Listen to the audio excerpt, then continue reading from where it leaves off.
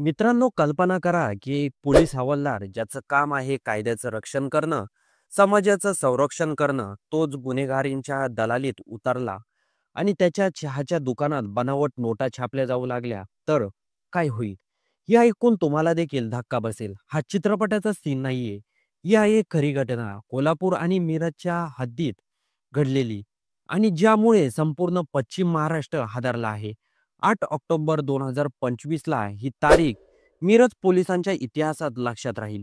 त्या दिवशी मिरज पोलिसातील गांधी चौक पोलिसांना एक खात्रीलायक माहिती मिळाली. निलिजी बामणी पुलाजवळ एक व्यक्ती बनावट नोटा विक्रीसाठी येणार आहे. अत्यंत गुप्तपणे ही माहिती मिळाल्यानंतर सहाय्यक निरीक्षक संदीप शिंदे यांच्या नेतृत्वाखालील पथकाने सापळा रचला.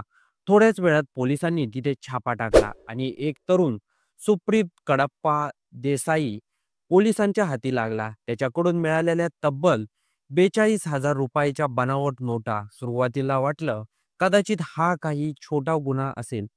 पण चौकशीतून जी माहिती बाहेर आली ती ऐकून सगळ्यांचेच कान ताणले गेले. सुप्रीत देसाईने पोलिसांना सांगितलं की या नोटा त्याला एका पोलीस हवालदाराने दिल्या आहेत. होय, एक पोलीस हवालदारच. त्याचं नाव होतं इब्रार आदम इनामदार.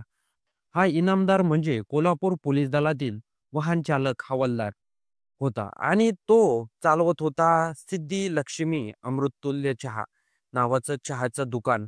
या दुकानात चहा नव्हे तर काहीतरी वेगळंच उकळतंय असं होतं.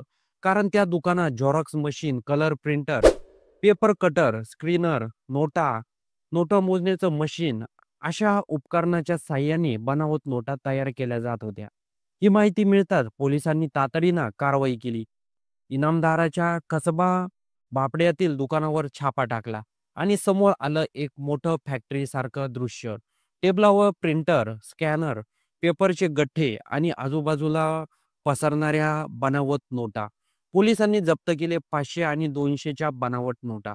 एकूण 1 कोटी रुपयाहून अधिक. कलर झेरॉक्स मशीन, प्रिंटर आणि स्कॅनर, नोटा मोजायचं मशीन आणि एक वाहन. एकूण जप्त मुद्देमालाची किंमत 1,11,00,000 रुपये. पोलीस दलाने ज्या वेगाने आणि अचूकतेने ही कारवाई केली त्याचे सगळीकडे कौतुक होतंय. या कारवाईत 5 आरोपींना अटक करण्यात आली आहे. हे 5ही आरोपी सध्या पोलीस कोठडीत आहे. न्यायालयाने त्यांना 13 ऑक्टोबरपर्यंत पोलिसांच्या ताब्यात ठेवण्याचे आदेश दिले आहेत. पोलिसांच्या चौकशीत अजून एक धक्कादायक गोष्ट समोर आली. हे आरोपी एका खऱ्या 500च्या नोटांच्या बदल्यात 3 बनावट नोटा देत होते. म्हणजे 341 असा काळाबाजार. पोलिसांच्या शंकेनुसार या नोटा स्थानिक स्वराज्य संस्थेच्या निवडणुकीदरम्यान वितरणासाठी वापरल्या जाण्याची शक्यता आहे. पैसा फेकून मत विकत घेण्याचं राजकारण जर बनावट नोटापर्यंत आलं तर विचार करा समाज कुठं चालायला हवा. या सर्व कारवाईचं मार्गदर्शन पोलीस अधीक्षक संदीप घुगे यांनी केलं आहे. त्यांच्या नेतृत्वाखालील गांधी चौक पोलीस ठाण्याचे अतिशय गुप्त आणि यशस्वी छापा टाकला. त्यांच्या टीमचे विशेष गौरव आणि पारितोषिक जाहीर करण्यात आलं आहे.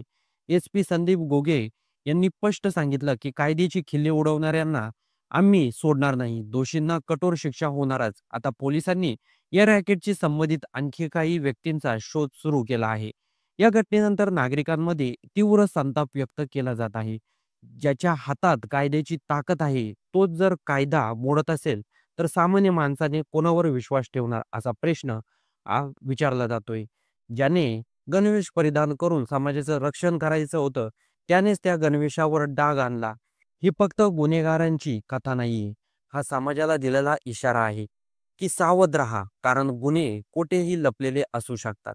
तर या संपूर्ण कोल्हापूरच्या प्रकरणाबद्दल तुमचं काही मत असेल तर कमेंट बॉक्समध्ये नक्की नोंदवून जा.